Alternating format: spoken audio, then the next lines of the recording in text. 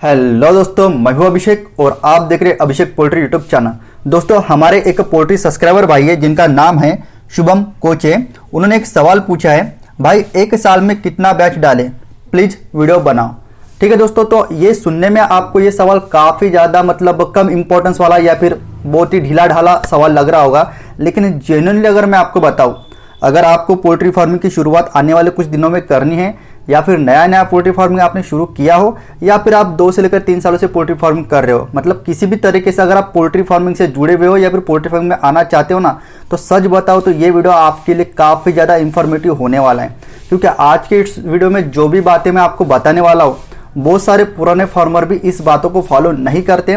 उसके पीछे क्या कारण है, गैप देने से क्या सच में हमें फ़ायदा होता है, गैप देना क्यों जरूरी होता है, ठीक है ना। तो ये सब चीजें मैं आपको each and every topic properly आज की इस वीडियो में एक्सप्लेन करके बताने वाला हूं। तो वीडियो को बिना स्किप किए अंत तक पूरा जरूर देखना है। साथ ही साथ वीडियो के आगे ले जाने के पहले एक छोटा सा पोल्ट्री पीडीएफ ई बुक और हार्ड बुक का इंट्रो हम देख लेते हैं, उसके बाद वीडियो के हम आगे बढ़ेंगे। दोस्तों, जो भी भाई नया पोल्ट्री बिजनेस शुरू करना चाहते हैं, स्टार्टिंग में उनके मन में पोल्ट्री के रिलेटेड काफी सारे सवाल होते हैं। इसी बात को ध्यान में रखते हुए मैंने अपने 5 साल के पोल्ट्री एक्सपेंस से पोल्ट्री बुक लिखा है, जो आपको पीडीएफ फॉर्मेट और हार्ड बुक फॉर्मेट में मिल जाएगा। दोनों में भी सेम पोल्ट्री की इंफॉर्मेशन इंक्लूड की गई है। पीडीएफ ई बुक की अगर मैं बात करूं तो वो मात्र आपको 50 रुपये में मिल जाएगा। जैसे आप पेमेंट करते हो तुरंत आपके व्हाट्सएप नंबर पे पीडीएफ ई बुक सेंड की जाएगी, जो बड़ी आसानी से आप अपने मोबाइल पे ही पढ़ सकते हो।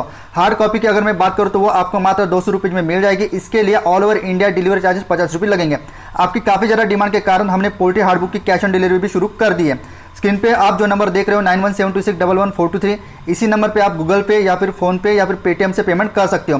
बैंक अकाउंट की डिटेल आपको वीडियो के डिस्क्रिप्शन में मिल जाएगी। दोस्तों, इस पोल्ट्री बुक में मैंने ब्रॉयलर पोल्ट्री फार्मिंग, देसी poultry farming, layer poultry farming की पूरी जानकारी आपको देने की कोशिश की है।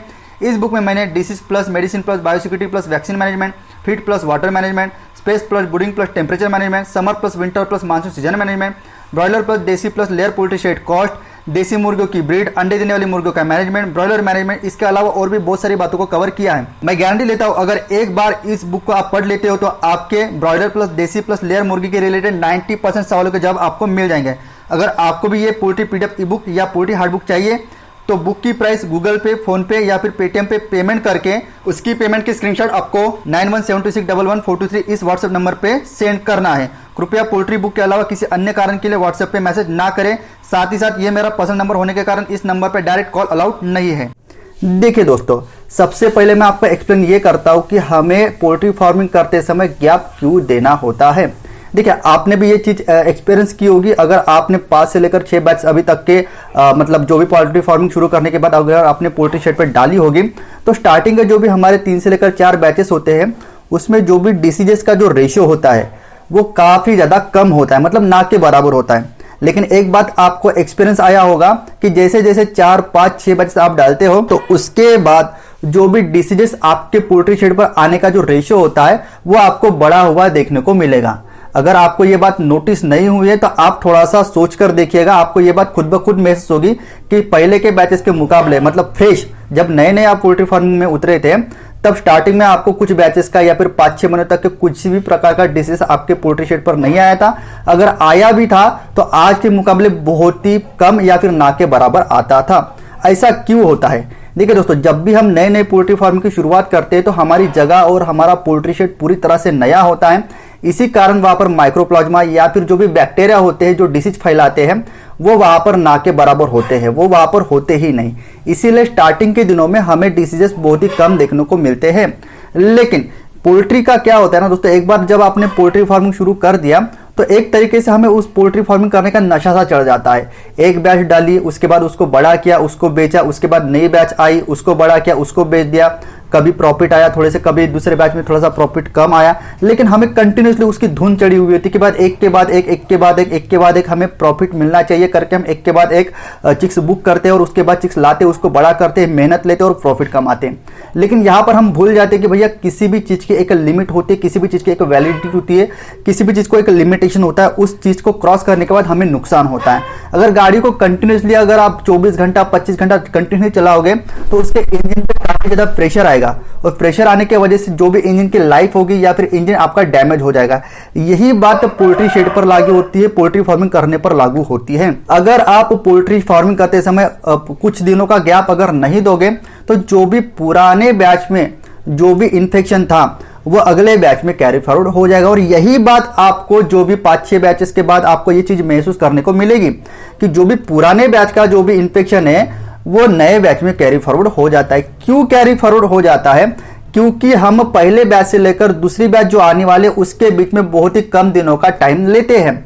मतलब कोई कोई लोग तो भैया 7-8 या फिर मैक्सिमम से मैक्सिमम 10 दिनों के भीतर दूसरी बैच आनी ही चाहिए। तो आप सोचिए 1 तारीख को अगर आपने पुरानी बैच बेची है और 10 तारीख को आपका कोई नया चिक्स आ गया है तो उसको सिर्फ और सिर्फ शेड की क्लीनिंग करने को, प्रॉपर्ली 2 से लेकर 3 बार उसको डिसइंफेक्शन का स्प्रे करने को सिर्फ और सिर्फ 10 दिन का टाइम मिलता है। उसके बाद मतलब खाली तो उनका शेड बिल्कुल भी होता ही नहीं। ऐसे में उनका कंजर्वेटिव मतलब काफी ज्यादा कंजेक्टेड टाइम हो जाता है, तो क्लीनिंग को प्रॉपर्ली टाइम नहीं मिलता। यही कारण होता है कि पिछले बैच का जो भी बैक्टीरिया है वो नए बैच में कैरी फॉरवर्ड हो जाता है। अभी बहुत सारे पोल्ट्री फार्मर या फिर बहुत सारे भाई लोग ये कमेंट करेंगे कि भाई मैं तो कंटिन्यूसली बैचेस डालता हूं, मुझे किसी भी प्रकार का प्रॉब्लम नहीं आता। तो उस पर भी एक सोल्यूशन या फिर उस पर भी मेरा कुछ राय सुन लीजिए। देखिए पुरानी जो आपकी बैच थी वहां पर मैं जो भी बैक्टीरिया की बात कह रहा हूं, तब आपका ब्रॉयलर की अगर मैं बात बोलूं तो आपका ब्रॉयलर 1.5 किलो से लेकर 2 किलो के आसपास का था, और देसी की अगर मैं बात करूं तो 1 किलो 1.25 किलो से लेकर 1.5 किलो का था। तो कहने का तात्पर्य यह है कि जब आपकी मुर्गियां बड़ी होती है तो बैक्टीरिया होने के बावजूद भी उनकी इम्यूनिटी पावर ज्यादा होने की वजह से उन पर वो इंपैक्ट नहीं करता। लेकिन आपने नेक्स्ट बैच आने के लिए टाइम नहीं दिया प्रॉपरली, मतलब 15-20 कम से कम दिनों का टाइम नहीं लिया। इसके वजह से जो भी प्रॉपरली जो भी बैक्टीरिया होता है वो प्रॉपरली डिसइंफेक्टेंट ना होने के पाने की वजह से आपका शेड वो अगले बैच में कैरी फॉरवर्ड हो जाता है। तब जब भी आपका चिक्स आपके शेड पे आता है वो 1 डे ओल्ड चिक्स होता है, ठीक है, माने कि बहुत ही छोटा होता है, 1 दिन का, 2 दिन का, 3 दिन का बच्चा होता है। तो ऐसे में उसकी इम्यूनिटी पावर भी काफी ज्यादा कम होती है। तो सीधी सी बात है, आपकी मुर्गियां जो 1.5 किलो की थी उनकी इम्यूनिटी पावर ज्यादा होने की वजह से वो तो उसको रेजिस्ट कर लिया बैक्टीरिया को, लेकिन आपका छोटा बच्चा इम्यूनिटी कम होने की वजह से उसको रेजिस्ट कैसे करेगा? यही कारण है कि सर्टन 5 से लेकर 6 बैचेस के बाद बहुत सारे पोल्ट्री फार्म भाइयों को यह दिक्कत आती है कि जो सीआरडी, इकोली, कॉक्सोडिस का प्रॉब्लम पुराने बैच में आया था वही प्रॉब्लम नई बैच में आ रहा है। दूसरे बैच में ये जो प्रॉब्लम आया था वही प्रॉब्लम आपको तीसरे बैच में आ रहा है। तो अभी आपको समझ में आ गया कि आपका शेड प्रॉपरली डिसइंफेक्टेड नहीं हो पा रहा है। आपकी पुरानी बैच गई, उसके बाद नेक्स्ट बैच आई, लेकिन आपको लग रहा है कि मैंने फार्मोलिन, कार्सोलिन, वायरोशीट, ठीक है, इस तरीके की बहुत सारे डिसइंफेक्टेंट का प्रॉपरली स्प्रे किया है, इसके बाद मेरे शेड पर डिसीजेस बार बार क्यों आ रहे हैं? तो यही मेन कारण होता है कि आप अपने शेड को प्रॉपरली डिसइंफेक्ट होने को टाइम ही नहीं दे रहे हो। मेरे भाई अगर मैं ब्रॉयलर की बात बोलूं तो कम से कम आपका टारगेट होना चाहिए 35 से लेकर 36 दिनों में आपका टारगेट अचीव हो जाए, 2 किलो 1800 ग्राम 1900 ग्राम का आपका मुर्गा ब्रॉयलर का बन जाए, और आने वाले 3 से लेकर 4 दिनों में आप उसकी सेलिंग कर लो। मतलब 40 दिनों का टाइम चला गया तो आपको शेड की क्लीनिंग, उसका लीटर उठाना, बर्तन धोना और स्प्रे की, मतलब जो भी डिसइंफेक्टेंट का भी जो भी स्प्रे आप करते हो 2 से लेकर 3 दिन, 3 दिनों के टाइम के इंटरवल पे, तो वो आपके 10 दिन चले भी गए।